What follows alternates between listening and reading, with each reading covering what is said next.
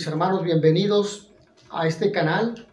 Vamos a continuar con el segundo día de ejercicios espirituales. El día de hoy me dirijo a ustedes que me acompañan en la cámara frente a mí y también a ustedes que están a mi mano derecha. Vamos a reflexionar en el tema déjense reconciliar con Dios. Déjense reconciliar con Dios. Jesucristo es quien nos reconcilia con el Padre. Jesucristo, con su nacimiento, con su enseñanza, con su muerte en la cruz, su resurrección, su ascensión y el envío del Espíritu Santo, nos reconcilia con el Padre. Esta realidad pascual, esta realidad de la venida del Señor hasta su Pascua, hasta el envío del Espíritu Santo, se realizan los sacramentos de iniciación cristiana, el bautismo, la primera comunión y la confirmación. Nosotros recibimos esta realidad pascual, esta presencia de esta gracia de Dios que vive en nuestro corazón, en nuestra alma, que nos acerca a Dios.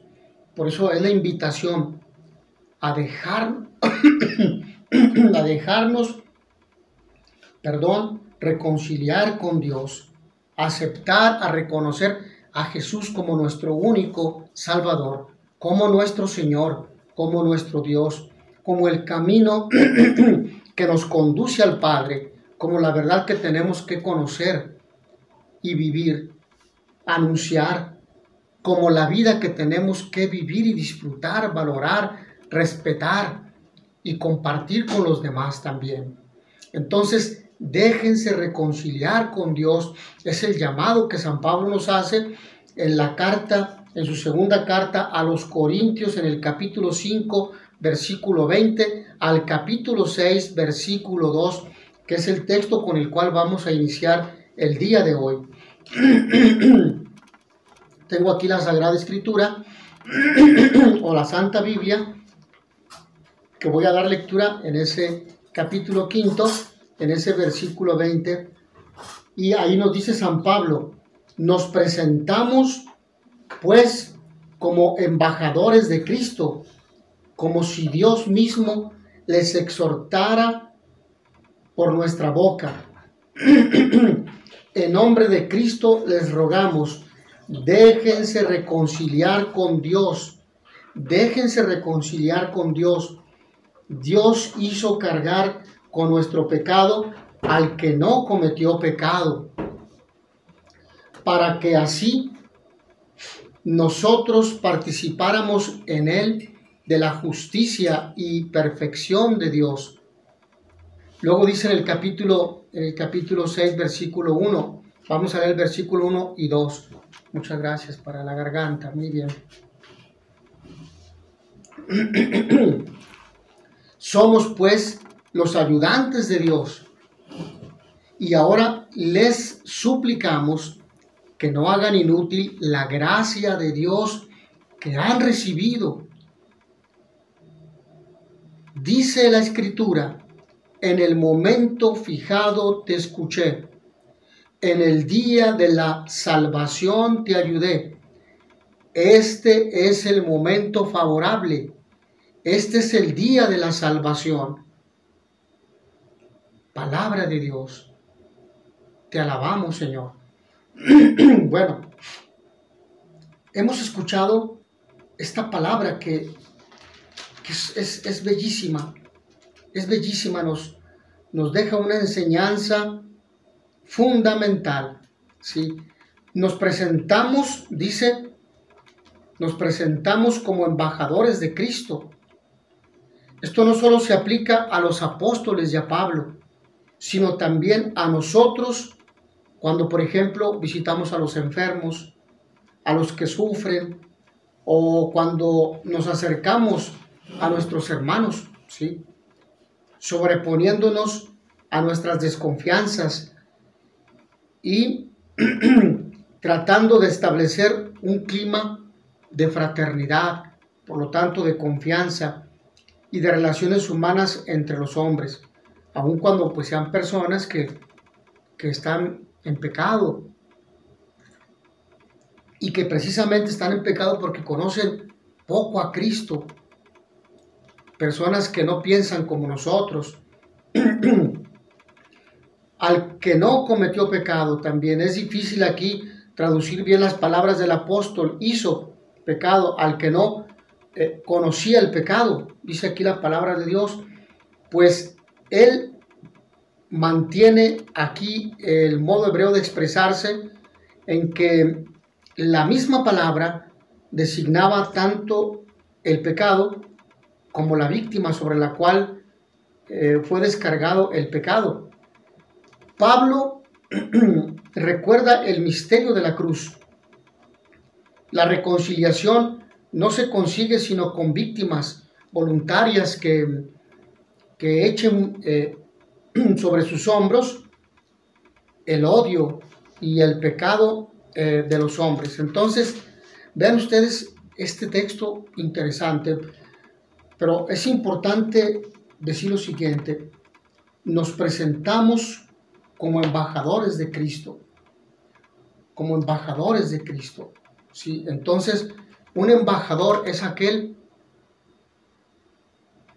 que está en un lugar diverso al suyo, en una tierra, en una nación que no es la suya, pero no a título propio, sino a nombre de aquel, en representación de aquel país.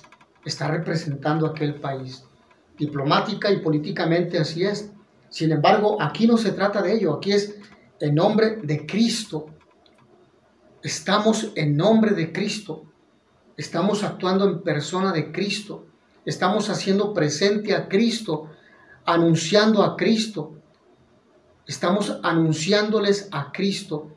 Él nos ha enviado, no nos ha enviado un país, nos ha enviado Cristo mismo.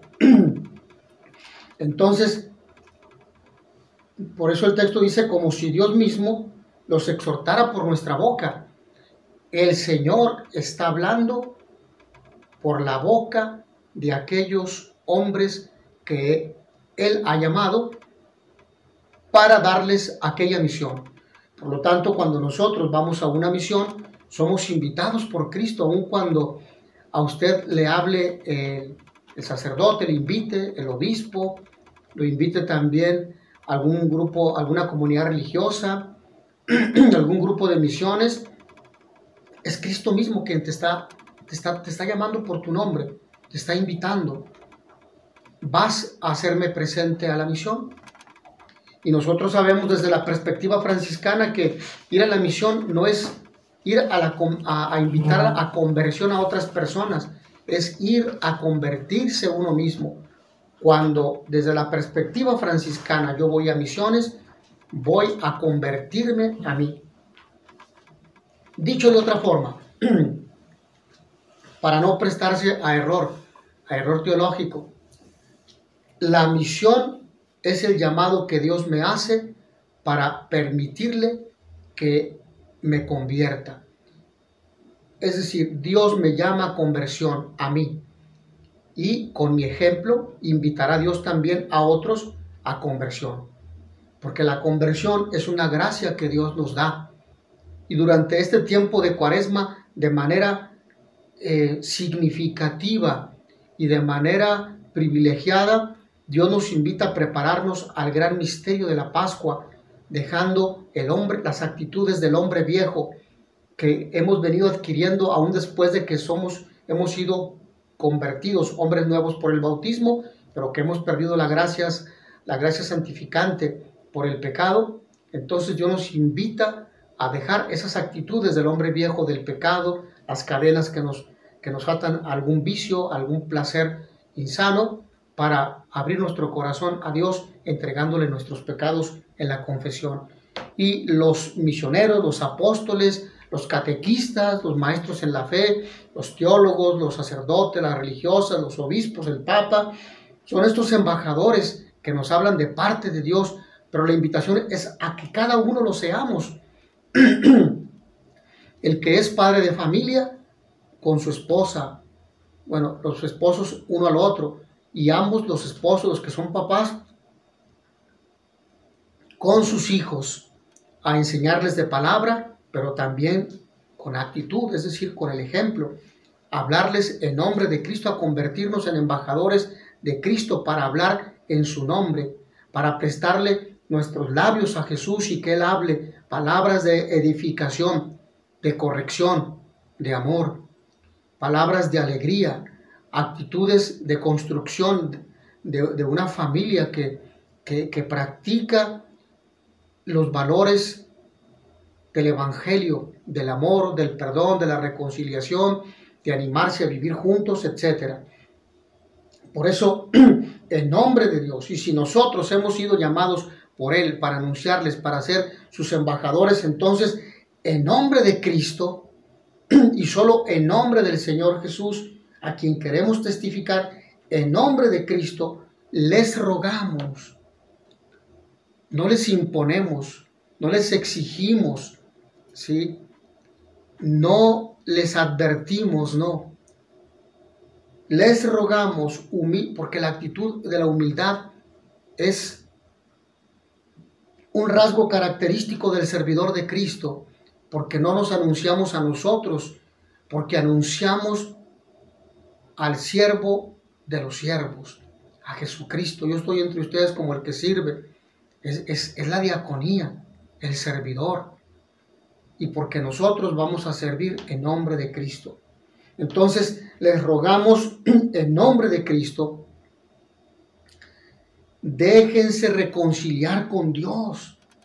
Déjense reconciliar con Dios.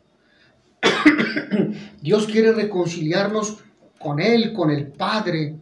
Jesucristo nos quiere reconciliar con Él, con el Padre, con los hermanos, con nosotros mismos, para no vivir esta fragmentación, para no vivir con un corazón dividido que quiere servir a Dios, pero que también quiere servir a los placeres de este mundo y con ello pues al maligno. ¿Ven? Entonces, llamados a dejarnos reconciliar por Dios, reconciliar con Dios. ¿Cómo nos reconciliamos con Dios?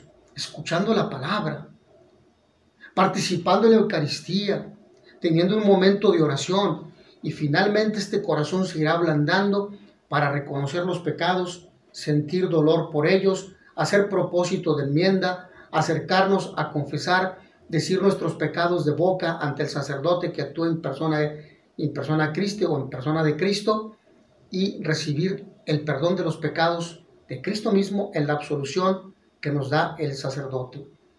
Yo te absuelvo de todos tus pecados en el nombre del Padre, y del Hijo, y del Espíritu Santo. Amén. Entonces, el texto continúa. Dios hizo cargar con nuestro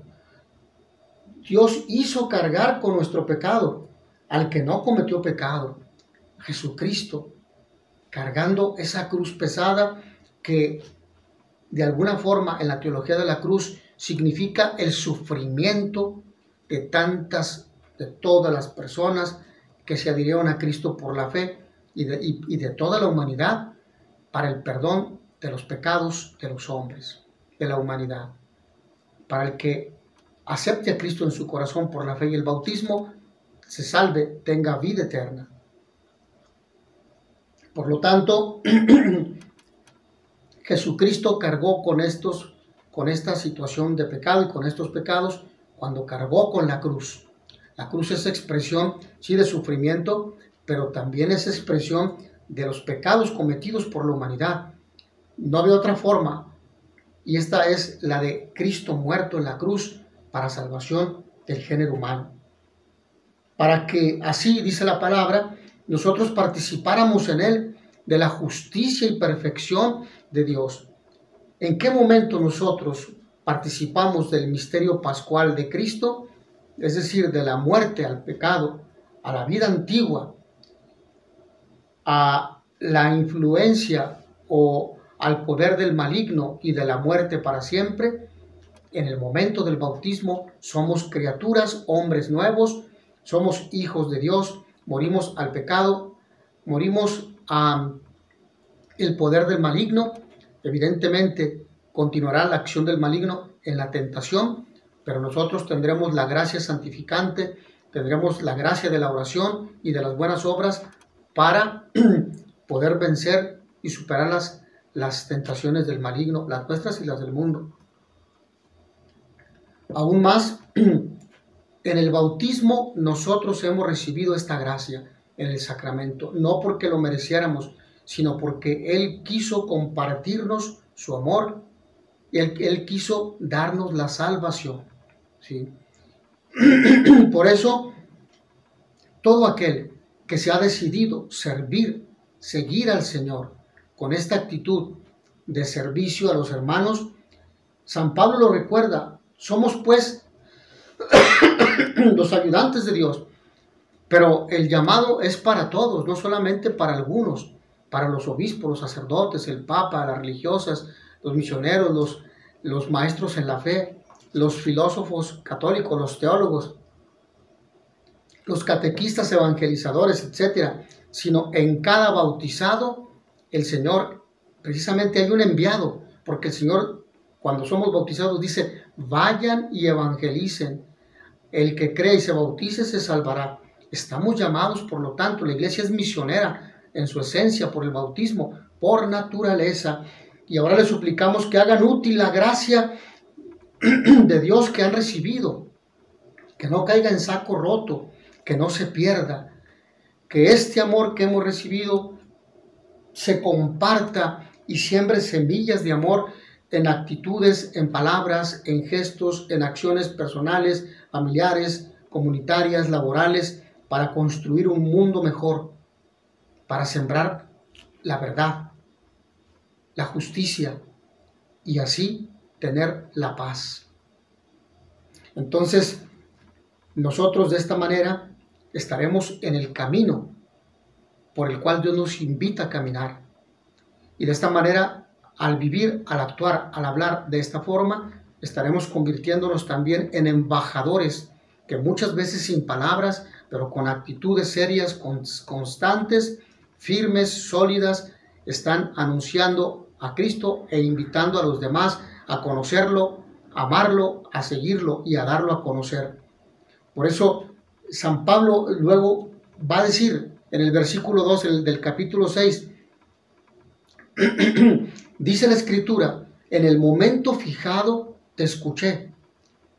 Cuando nosotros muchas veces por tentados hemos pensado o incluso dicho, le hemos reclamado a Dios, cuya imagen tengo aquí de Jesús, buen pastor, Señor, no me escuchas, ya no te hablaré más, no me escuchas, ¿sí? ¿A quién le tengo que decir para que me escuche, Señor? Tengo años pidiéndote esto. Bueno, pero es para tu bien, es para tu salvación. Oras constantemente, tiene años, pero no ha sido constante en la oración. Entonces habrá que preguntarnos todo esto. Habrá que revisar cómo es nuestra oración. ¿Es una oración sincera o interesada? En el momento fijado, dice el Señor, te escuché. Hay gente que dice, Dios no me escucha. En el momento fijado te escuché. Dios nos escucha. Dios escucha la oración.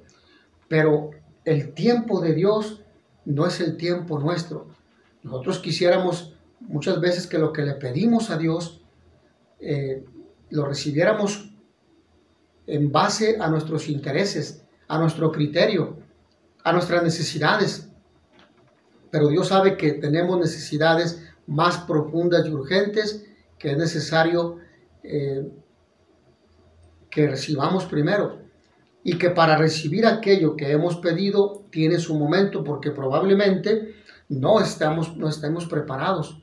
Y entonces aquello lo perderemos fácilmente, aquella gracia la echaremos en saco roto, pensando que es algo desechable.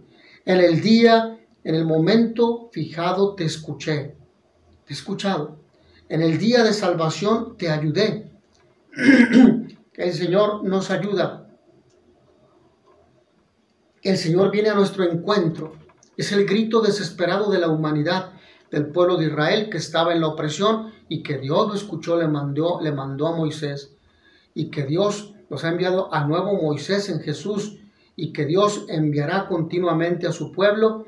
Él mismo vendrá a visitarnos viene en la Eucaristía, en su palabra, en los sacramentos, y Él mismo lo hará en personas que enviará para seguir continuando su salvación. ¿Sí? Entonces, este es el momento favorable, este es el día de la salvación. Este es el día de la salvación. No esperes otro momento. Este es el momento favorable. Esta Cuaresma es el momento favorable. Porque si nosotros pensamos, esperaré al siguiente año para cambiar, para convertirme, para escuchar al Señor, para dejar esta vida de placer, para abandonar este pecado, ¿quién te asegura que el próximo año vivirás? Probablemente no. Y probablemente no habrá espacio para el cambio, para la conversión. Entonces, este es el momento preciso, favorable. Este es el día de la salvación. Hoy, aquí, ahora mismo, el Señor te invita a abrir tu corazón a Él, a seguirlo, a acercarte a los sacramentos, a acercarte a la Eucaristía, a orar, a cambiar en tus actitudes, a dejar el mal, a romper esas cadenas con su ayuda. Esto quiere decir, reconoce y acepta lo que Dios ha hecho por ti, por nosotros. Nos ha reconciliado, nos ha vuelto a mirar con cariño de Padre y de Creador, pero a lo mejor vivimos al margen de la reconciliación o sin que nos interese, nos mostramos desinteresados, a veces malagradecidos con Dios. No le agradecemos ni el día que nos da de vida, al iniciar y al concluir el día mismo. Hoy escuchamos, deja que Dios haga maravillas en tu vida, deja sitio a Dios en tu corazón, entrégale tus preocupaciones, tus problemas, tus penas. Él mismo en el Salmo nos dice, así como se deposita agua en un odre, así deposita tus penas y tus lágrimas en sus manos, que Él los toma. Tú sabes cómo te sientes cuando pintas nada o en la vida, en el corazón de otros, cuando no eres significativo, cuando no has aportado o cuando no te has ganado la confianza, el respeto, el cariño de tus hijos, de tu esposa, porque tal vez con la infidelidad has roto aquel lazo de confianza y de comunicación. Cuando no pintamos nada para alguien, nos duele, sobre todo si deseamos pintar algo, es decir, cuando no eres significativo e incluso te rechazan, te ignoran. No hablamos de ambientes donde hay envidia, ¿no? Hablamos de ambientes donde la persona ha abonado, ha hecho para que precisamente sea reconocida, para que precisamente no sea valorada. Pero nosotros debemos de reconocer en este segundo día qué bueno es Dios, cuánta paciencia nos tiene. Dios pinta poco en la vida de muchos y Dios sigue esperando. Dios aporta la vida, nos da su gracia, nos llama a perdonar, a amar, a reconciliarnos con Él, con los demás. Y Dios es paciente, no nos forza, no se desespera con nosotros. Hoy e incluso hoy Dios sigue esperando. Dios sigue esperando, tiene paciencia con nosotros. ¿Hasta cuándo haremos esperar a Dios? ¿Hasta cuándo? Hasta cuando finalmente hayamos perdido el último hálito de vida en la tierra, será demasiado tarde. No habrá vuelta atrás. No habrá vuelta atrás. La muerte es la frontera entre la posibilidad de conversión aquí en la tierra y la pérdida de la esperanza de todo cambio. Por eso, mientras tengamos vida, habrá que escuchar a Dios y habrá que responderle al llamado de cambio. Finalmente, hoy Dios nos dice, déjate reconciliar, déjate reconciliar. Dios nos dice, te lo pide a ti, me lo pide a mí, se lo pide a todos. Entra en este dinamismo de perdón y de vida que yo he puesto en marcha en mi Hijo Jesús, nos dice Dios, ¿qué pasaría en tu vida y en la mía si de verdad escucháramos la palabra de Dios? Si de verdad esta palabra penetrara por los oídos, llegara a la mente, bajara al corazón, ¿qué sucedería? Tal vez nos movería a cambiar, tal vez nos movería a avergonzarnos del estilo de vida que llevamos, a dejar el egoísmo, a amar más a los nuestros, a nuestra esposa, al esposo, a los hijos, a nuestros padres, a nuestros hermanos, a nuestros compañeros de trabajo, a no ser egoístas, a no dejarnos llevar por las pasiones de este mundo, la envidia, a no calumniar, a no difamar a los demás. Tal vez Dios nos invitaría a esto. Mis hermanos, mientras tengamos vida, no perdamos la esperanza de que Dios nos invita a cambiar, a dejarlo todo por Él. Y ese todo es dejar todo lo que impide reconocerlo en las personas cercanas que debiéramos amar más. Aquellos tuyos, aquellos que están a un lado, aquellos con los que compartes en los diferentes espacios de la familia, de la casa, del barrio, de la comunidad parroquial, de las comunidades, de tu comunidad religiosa, de tu parroquia, de tu diócesis, de tus ambientes laborales, donde podemos hacer presente a Cristo, el Dios de la vida, el Dios del amor, el Dios del perdón, de la reconciliación, de la justicia, de la verdad y de la paz. Mis hermanos, con esto concluimos el segundo día de ejercicios espirituales en el cual hemos meditado, déjense reconciliar con Dios. A partir de este texto bello de la segunda carta de San Pablo a los Corintios, en el capítulo 5, versículos 20 al capítulo 6, versículo 2. Que a todos, nos vemos el día de mañana, sí, el día de mañana. A todos ustedes el Señor los bendiga y les dé la paz.